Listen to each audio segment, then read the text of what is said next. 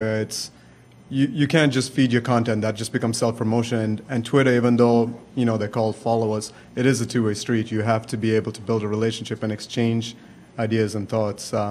If you're someone who's just going to be feeding content, you're not going to have a steady, consistent list of followers. Yes, in the back.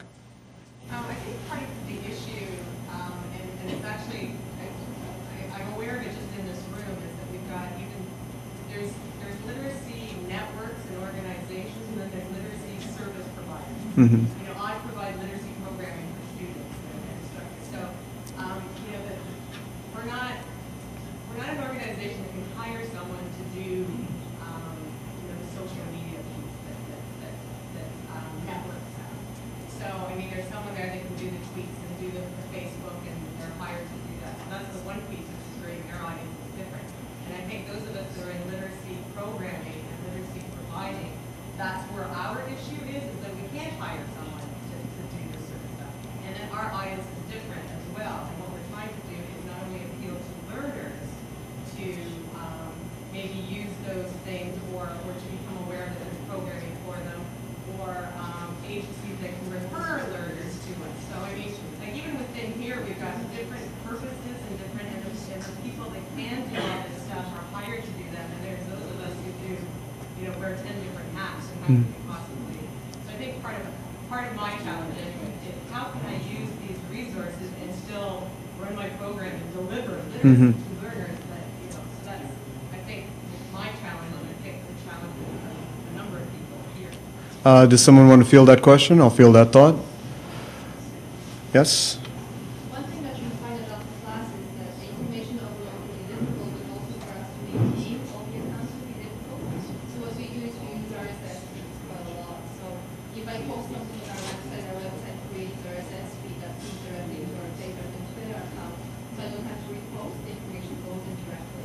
Doing it past my time, I'm not just spending time using the resources. I know it may be just going out, but then corresponding with some of these, so you still need help. Because I also look at the users of the account, the Twitter account, and Facebook as different channels. So for me, Facebook is really not people who come to our website. I want to make sure that they get the access to the information without the redirection. So that's why I would use RSS for some of the information. Absolutely.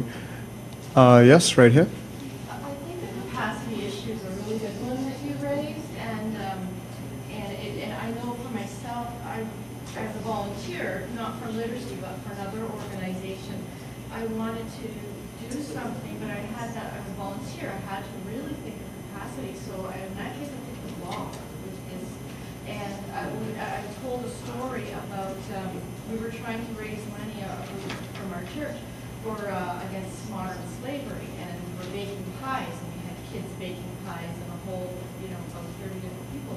And with pictures, we told the story, or I took the pictures and told the story, and it was very simple. It was like a short-term thing, but it went really big. I didn't intend. I only created the blog for the people involved in the project, but because it was a story and it was basically kids picking blueberries and stuff like that, I got, I don't know how, but some major outlets in the States asked me for an interview and posted it on their website because it was a good story. It was very small.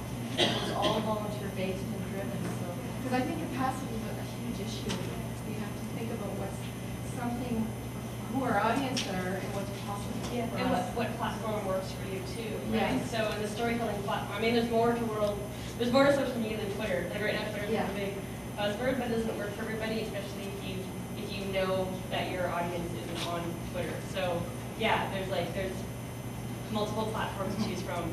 You just need to pick one and be consistent with it. So. Yeah. Yeah. Absolutely. Like whenever you're looking, at the end of the day, we're looking to take literacy viral. It's not to take literacy on social media.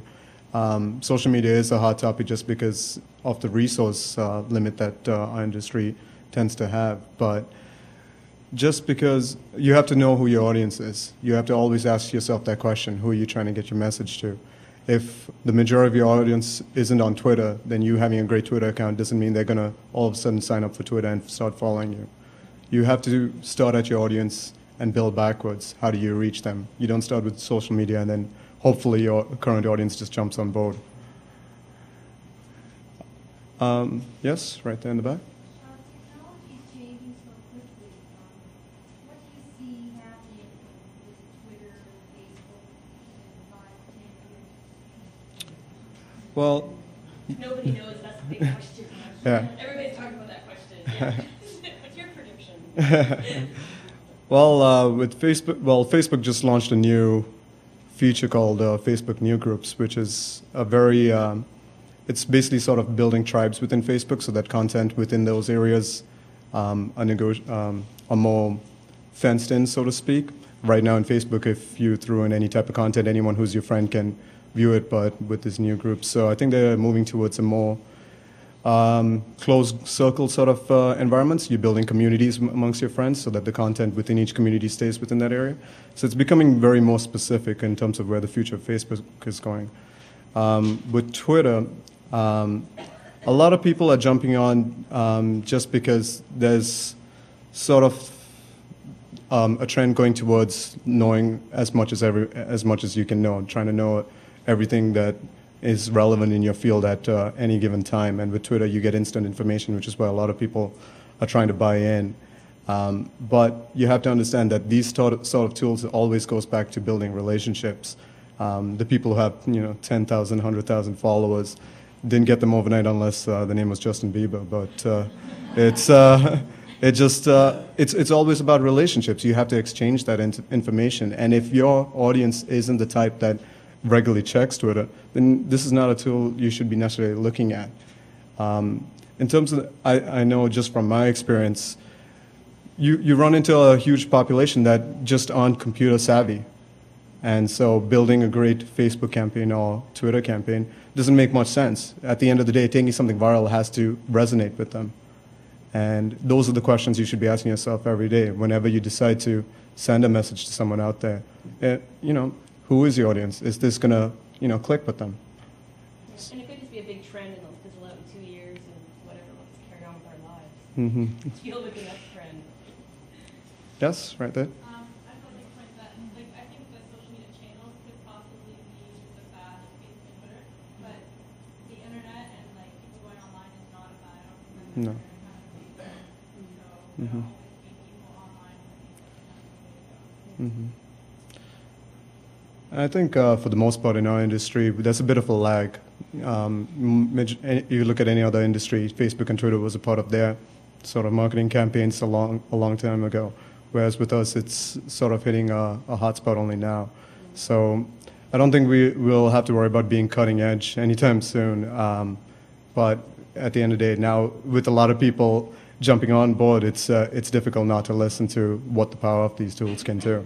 But it is also important, though, to remember the symbiotic relationship between what happens online and what happens offline, too. And Rajesh was talking about that this morning, too, like the participation offline, too. So you want to have this activity online, but if it doesn't translate into actual communication and actual connection offline, it doesn't really actually mean anything. Mm-hmm. All right. I think we are at the end of the time for the session. We're just going to hand out a survey, I believe, that we were told to hand out. And in terms of wrapping up, in terms of what we've covered, keep in mind, same questions you want to be asking yourself every day. Who's your audience? What is your message? What's your end goal? You want, no matter what your stream is, you don't want to always spread yourself thin. You want to hit the key points that you want to do. But if you do go in multiple avenues, you want to make sure everything's interconnected with everything else. It's a web of your presence. You don't send a different message in every single stream. Everything has to be a consistent theme and messaging in terms of what you're hoping to spread out there. Do we have any final questions from anyone on the floor? No? Do we have any resistors? We're the social media resistors. No, you're not. I get that one answer review. Yeah. Yep. I don't know if the conversation's convincing. All right, should we hand those out? Yeah.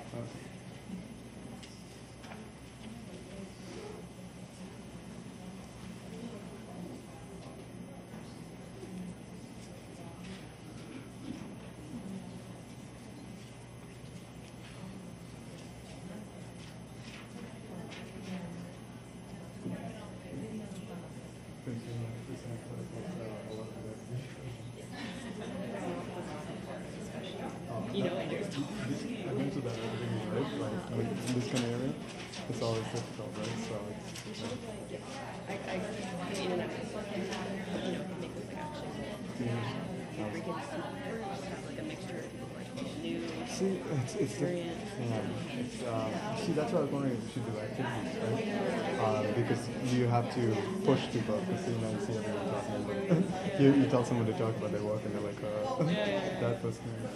So. All right. Well, thanks everyone for coming to our session. If you have any more specific questions, Rosanna and I will be up at the front. We'll be happy to take any more specific questions in terms of social media, taking literacy viral. Or if you need directions on how to get to your next session, I think we can help out with that too.